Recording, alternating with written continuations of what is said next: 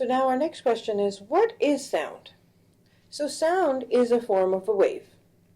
If we call it a wave, then it should behave exactly similar to the other waves that we know of. So sound waves are actually longitudinal pressure waves. Now this animation shows this propagation of sound. So there is a vibrating body on this side, which is vibrating, which is causing sound to be produced, and sound waves are traveling from the left towards the right, and if there was a receiver here, then we would hear what that vibration was doing. However, look very carefully at each of these animated molecules. What is one individual molecule doing? Say, for example, this one. What is it doing? All it's doing is going back and forth.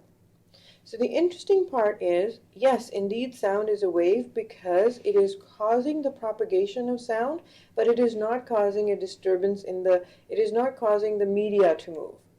So the air molecules, which is the media for sound transmission, do not travel from the source to the receiver. That would be wind.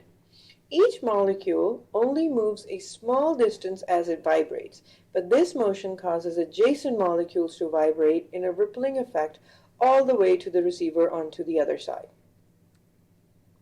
So sound waves. Sound waves are like all waves in which they carry information from one point to another. They also transport energy from one place to another. Sound waves travel through matter. Although commonly associated in air, sound will readily travel through materials such as water and steel. Some insulating materials may absorb much of the sound waves, preventing the waves from penetrating into the material, or in other cases, be reflected back. So what are the things that sound needs in order to propagate? It needs a vibrating source to set up the sound waves, it needs a medium to carry the waves, and it needs a receiver to detect them. So throughout this course, we will talk about each of these three different criteria and what is required for all of these three things. So sound travels as vibrations. Back and forth movement of molecules is going to cause us to be able to hear sound. So for example, this animation. This guy jumping back and forth is going to be what's going to cause the sound vibration.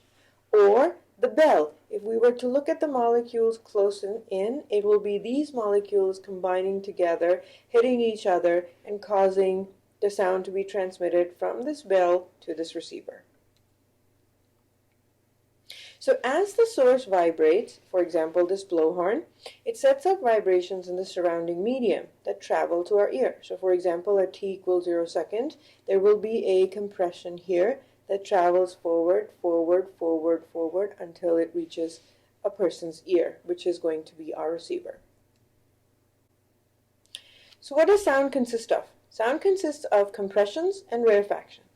When a vibrating body moves forward towards an observer, it strikes the air directly in front of it, crowding the particles of air together and causing that air molecules to compress together. These are called compressions, or in some certain cases also called condensation. These molecules strike the molecules in front of them, and those molecules strike the molecules in front of them, right? And so the compression actually travels forward. But since there is no more media, when these compress, the back ones, the molecules at the back or the atmosphere at the back, will experience something called rarefaction. So the rarefaction is that when a vibrating body moves away from the observer, it leaves a partial vacuum behind it. And that partial vacuum is going to be called a rarefaction, as seen in this animation. This is where compression happens, and this is where the rarefaction happens.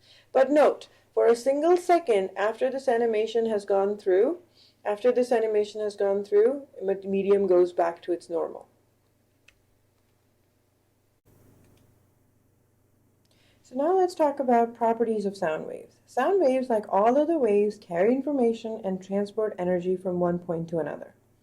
Sound waves can only travel through matter and do not travel in vacuum. So when you see TV shows or movies about battles in outer space, you should be aware that you only will be able to see the explosion, but not hear it. The sound are just added for dramatic effect, so it's basically the Hollywood effect. There are different sources of sound. So the ones most commonly associated with sounds are vibrating bodies, like for example a drum when hit will produce sound. Changing airflow, like in case of ambulances where the air is cut in order to create sound. Heat sources, for example explosions, will cause sound to be produced. And supersonic flow or supersonic flight will actually be also a source of sound. So let's talk about the different radiating patterns, how sound travels away from the source, creating it into the outer world. So there are different types that can happen. For example, a point source will look like this, where there will be one source of sound, and all three-dimensionally the sound will go away. There are also line sources or cylindrical symmetries, or there are large flat sources in which the waves propagate away from those sources. All of these have their advantages and disadvantages. A point source could be me talking and my sound going out. A line source will be used where you want to keep the sound as normal, as uniform as possible. And large flat sources will be used in like movie theaters and stuff.